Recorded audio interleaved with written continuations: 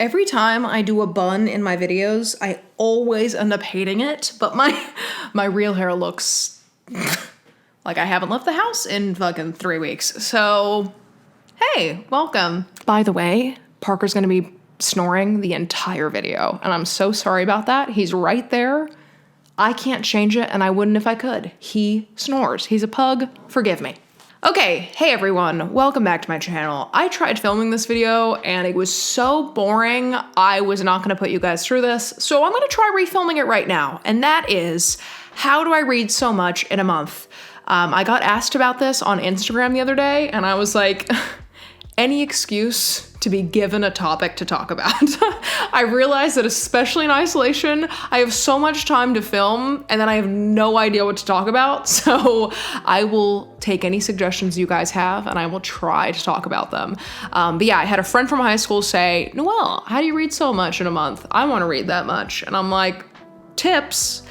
I'll try to think of some. So I thought of 3 tips that is what helps me read so much in a month. Actually, let's give it 4 tips, because this first tip is reading a lot because you're in isolation. It's a fantastic tip. It is really sound. It is a great lesson to learn. When you're stuck in isolation and you have nowhere else to go, it's really easy to stay on top of your reading. Last month, I read so much because of this reason. I'm in isolation. There's really nothing else I can fill up my time with except for Netflix and Animal Crossing now. So I have all the time in the world to do a lot of reading. Yes, I have work, and yes, I still have school, but I had like spring break at the end of March, so I had a lot of time to just sit around. And the way that I feel productive is not writing the next great novel, is not learning another language, it's by reading books. So isolation has definitely helped with this, and I just want to say that first because I am not normally reading this much in a single month. But now let's get into the actual tips of how I read a lot just in general, but especially last month because of isolation. The first tip that I have is audiobooks. Let's talk about them. I used to have an attitude about it. I used to be real pretentious about it because I was like, if you're not reading them, are you even reading them? And what is reading? Just to give you like some literary theory right now, what is reading? It's discovering new worlds. It's learning about characters. It's following storylines. It's all the things that audiobooks do, except that you don't have a physical book in your hands. I talk about these apps all the time, and I'm so sorry, but Hoopla and Libby apps, amazing. Download either of them, free audiobooks and ebooks through a library database. You can sign up for a library card free online, and then you just have to attach that library card to either of these apps, and then you get audio and ebooks for free.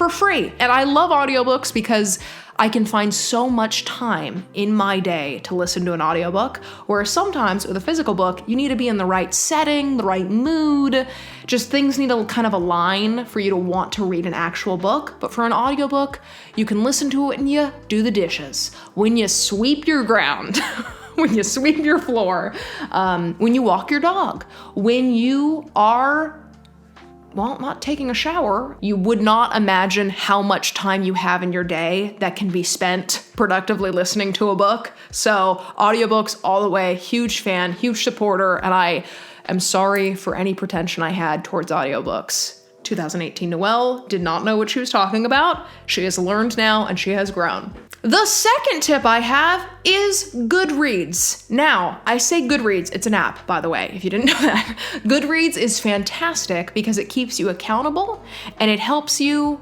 set a goal for how much you want to read. So for me, my 2020 goal is to read 50 books. I set that on Goodreads, and now there's like a little percentage bar that every time I read a new book, it says like 20 out of 50 books, and the little bar gets filled in a little bit more, right?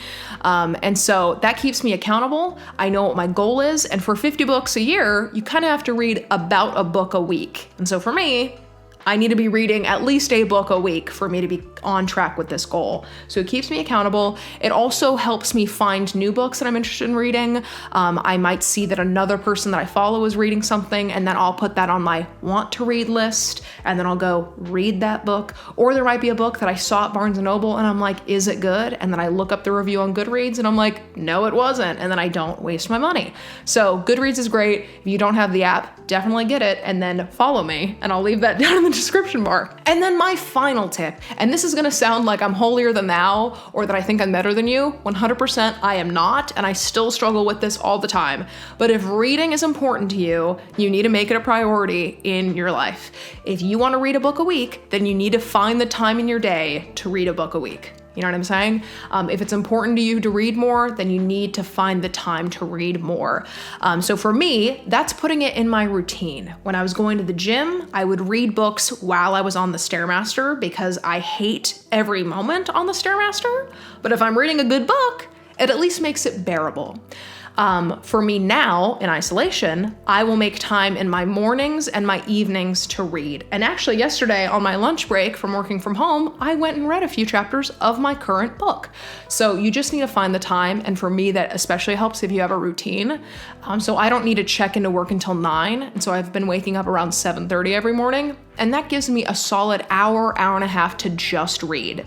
Usually, if I'm gonna do productive reading, I keep my phone out of reach because Instagram needs to be checked at some time in the day, you know what I'm saying? So if you wanna do productive reading, I say get rid of your distractions like your phone, and just find the time. So I read in the morning and I also read at night. There's some nights, especially in isolation when my boyfriend and I are together 24/7, I will say like, hey, tonight's a reading night for me. And he's like, cool, I'm gonna go watch a movie I know you won't like.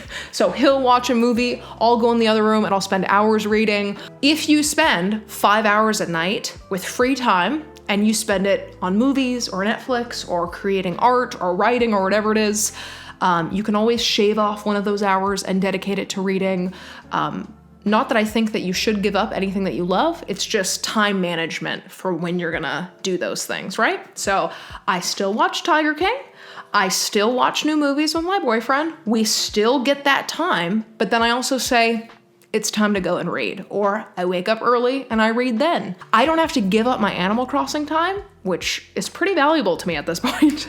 I just make sure that, okay, I know that Animal Crossing is going to eat my life if I start right now. So I'm gonna read for an hour before I'm allowed to turn on Animal Crossing, right? So don't give up the things you love. Just make time for other things you want to work on, whether that's reading or writing or embroidering or watercoloring or watching new movies that you've never seen. Whatever it is, if something's important to you, you just have to make the time for it. Okay, sorry, I was almost done editing this video and then I realized I forgot a huge tip. So I know that I said, here's 3 tips. Just kidding, here's 4 tips.